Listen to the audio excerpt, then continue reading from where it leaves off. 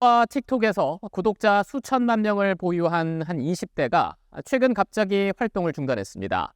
저희 취재 결과 다른 남성과 함께 술에 취한 여성을 성폭행한 혐의로 social media एक ऐसा platform है जहां एक पल आपको करोड़ों लोग पसंद कर रहे होते हैं और आपको नई ऊंचाइयों में पहुंचा देते हैं, तो एक पल करोड़ों लोग आपको धड़ाम से नीचे गिरा देते हैं। इंटरनेट ने बहुत से लोगों को नई पहचान दी है। कुछ लोगों की जिंदगी बिल्कुल बदल गई और उनको सेलिब्रिटी स्टेटस भी दिया गया, जिनको उनके फैंस बहुत प्यार भी करते हैं। ऐसे ही एक सेलिब्रिटी है सियो वॉन जोंग, जिनकी कहानी किसी रोलर कोस्टर से बिल्कुल कम नहीं है। आप ये सोच रहे होंगे कि इसने ऐसा क्या किया जिससे 55 मिलियन लोगों की नफरत का शिकार बन रहा है। असल में ज्यादातर समय ये सेलिब्रिटीज कैमरा पर अपनी जो छवि दिखाते हैं वो उनका असली चेहरा नहीं होता, असलियत कुछ और होती है। नमस्कार, मेरा नाम है हेमंत और मैं आपका स्वागत करता हूँ मेरे YouTube चैनल इवल माइंड में। Please consider subscribing and hit the like button. आज हम फेमस टिकटॉक सेलिब्रिटी के बारे में बात करने वाले हैं, जिनका नाम है सियो वॉन जोंग और इन्हें मामा गाय भी कहा जाता है। सियो वॉन जोंग ने इंटरनेट पर अपनी एक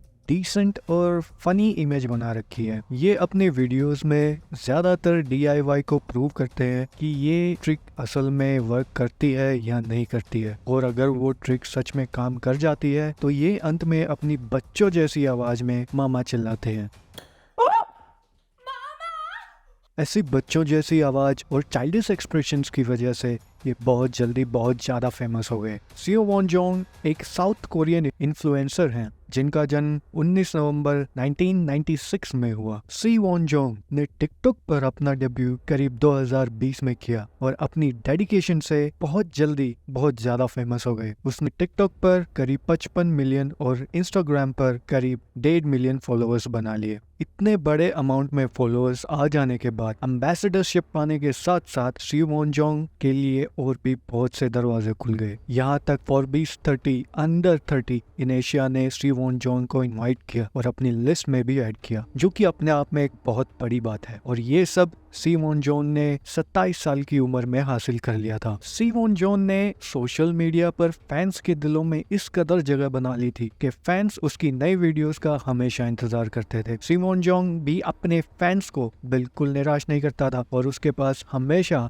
अपने फैंस के लिए कुछ ना कुछ एक्साइटिंग जरूर होता था। लेकिन जब सी वॉन जोंग ने महीनों तक कुछ पोस्ट नहीं किया तो आप उनके फैंस की निराशा समझ सकते हैं। फैंस बेसब्री से जानना चाहते थे कि माजरा क्या है, और कुछ महीनों तक इंटरनेट से गायब रहने के बाद सी वॉन जोंग ने फिर से एक बार इंटरनेट को हिला के रख दिया। दिसंबर में सी वॉन जोंग को और उसके फ्रेंड को एक लड़की के साथ सेक्सुअल असॉल्ट करने के जुर्म में अरेस्ट कर लिया गया। सी वॉन जोंग के फ्रेंड की आइडेंटिटी और विक्टिम की आइडेंटिटी को गोपनीय रखा गया है। विक्टिम लड़की ने रिपोर्ट में अपना बयान दिया कि उसे सी वॉन जोंग और उसके फ्रेंड के साथ ड्रिंक्स पीने के लिए इनवाइट किया गया था। विक्टिम लड़की ने कहा कि उसे जबरदस्ती लिमिट से ज्यादा अल्कोहल पिलाई गई, जिसकी वजह से वो अपनी सुध बुध खो बैठी एंड शी पास आउट, जिसके बाद उसे एक दूसरे अपार्टमेंट में ले जाया गया व्हेन शी वाज अनकॉन्शियस, और उसने क्लेम किया कि वहाँ पर सी वॉन जोंग और उसके फ्रेंड ने उसका रेप किया। उसने रिपोर्ट में बताया कि ये इंसिडेंट जुलाई में हुआ था। इंसिडेंट की अगली सुबह जब विक्टिम लड़की को होश आया तब उसने महसूस किया कि उसके साथ कुछ गलत हुआ है, तो उसने अथॉरिटीज को सूचित किया, जिसके बाद पुलिस ने अपनी कार्रवाई करते हुए सी वॉन जोंग से पूछताछ करने के लिए वो लोग उसके घर पहुंचे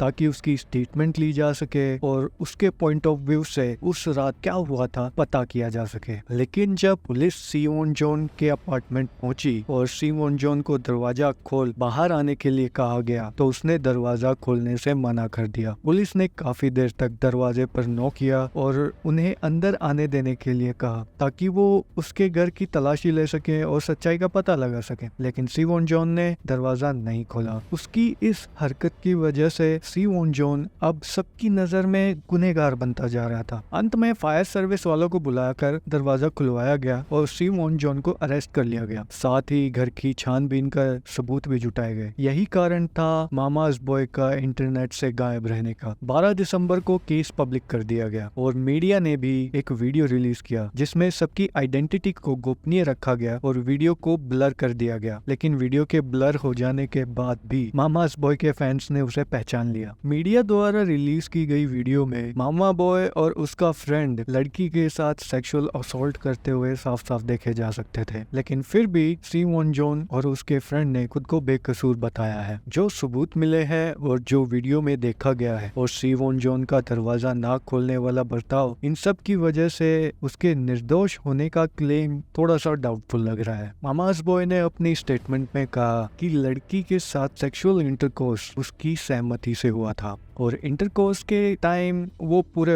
होश में थी और पूरी तरह से उस मोमेंट में इन्वॉल्व थी, इसलिए उस पर जो रेप केस लगाया गया है ये बिल्कुल झूठ है। हालांकि सी वॉन जॉन पर इसके अलावा भी एलिगेशंस लगाए गए हैं, जैसे कि उसने बिना विक्टिम की परमिशन और जानकारी के उनकी एक पोर्न वीडियो शूट की, लेकिन बाद में इस क्लेम को हटा दिया गया क्योंकि इसका कोई सबूत नहीं मिला। दिसंबर 15 को ये केस कोर्ट में पेश किया गया और सारे सबूतों को मद्देनजर रखते हुए कोर्ट ने 17 जनवरी 2024 को केस की पहली सुनवाई तय की है। अगर सी वॉन जॉन को दोषी करार दिया गया तो उसे 7 साल की जेल हो सकती है। अथॉरिटीज का मानना है कि इस केस में अभी और भी बहुत कुछ है जो सामने आना बाकी है। वैसे आपको इस केस के बारे में क्या लगता है, ये कमेंट सेक्शन में जरूर बताइएगा और जैसे ही सुनवाई होगी मैं इस केस के बारे में आपको अपडेट करता रहूँगा।